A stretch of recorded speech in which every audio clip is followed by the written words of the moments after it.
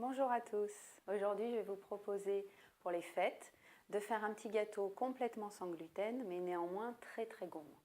Donc, on va faire en deux étapes. On va préparer une génoise et un fondant au chocolat. Et le dessert, c'est un mix des deux. Donc, c'est pas parce que c'est sans gluten que ça sera forcément très diététique, mais il faut aussi se faire vraiment plaisir, surtout dans cette période de fête. Pour la génoise, on va prendre donc des œufs, du sucre glace, mais donc en bio. Le sucre glace, on peut l'acheter, c'est très cher. Donc moi, je vous propose de prendre du sucre complet, Rapadura, que vous allez mixer dans votre robot pour l'affiner complètement. Et ça sera beaucoup plus facile à travailler pour la pâte de la génoise. De la noix de coco râpée, puisqu'on va faire un petit truc entre le fondant au chocolat et la noix de coco, puisqu'on va faire une petite crème de mangue avec. Donc voilà, gourmandise des îles et gourmandise au chocolat. De la farine de riz, donc voilà, qui est sans gluten. Et pour le fondant, on va prendre du chocolat, de la margarine, du sucre complet, de la farine de riz à nouveau et des œufs aussi. Donc pour la génoise, ce sont deux recettes qui sont très très simples. Pour la génoise, en fait, on va casser les œufs, séparer les blancs des jaunes. Donc les jaunes d'œufs avec le sucre, avec la noix de coco et la farine de riz. Et donc d'abord les œufs et le sucre, on va faire une sorte de petite pâte bien mélangée à la cuillère, rajouter la coco, rajouter la farine de riz, donc ça va faire vraiment une petite pâte un petit peu compacte. Et à côté, vous montez vos blancs en neige et ensuite on va mélanger les blancs en neige. Et là, ça va faire quelque chose de très mousseux, très aérien, très léger. Ensuite, sur un petit plat, un lèche-frite, on dit, vous allez mettre du papier sulfurisé et étaler votre préparation. Au four thermostat 7, une quinzaine de minutes. Il faut que la génoise soit, comme on va le voir, pas très teintée et puis qui reste très légère et un petit peu très moelleuse, un petit peu poreuse même. Voilà. Pour le fondant au chocolat, donc c'est un petit peu le même principe. On va casser les jaunes d'œufs et séparer les blancs des jaunes. Donc on montera les blancs en neige. Dans une petite casserole, vous mettez le chocolat et la margarine. On va bien remuer pour pas que ça accroche. Ça va faire une petite crème.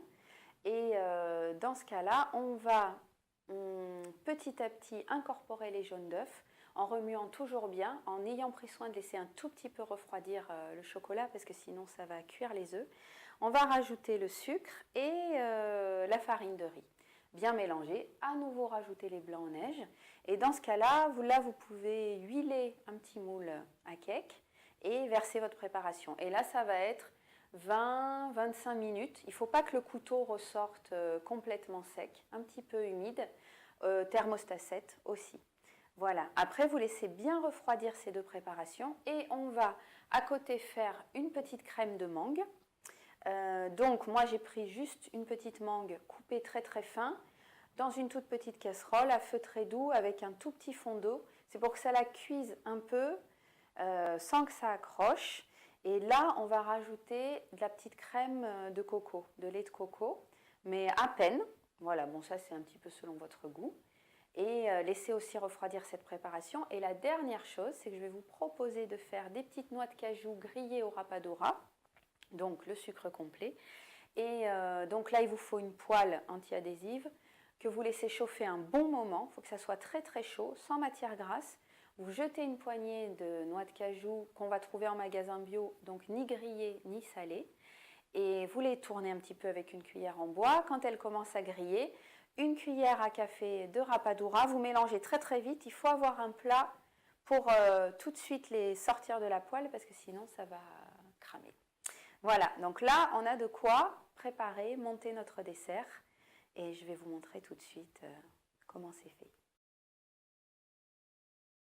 Et donc, pour finir, on va pouvoir monter le gâteau, les gâteaux qu'on a fait.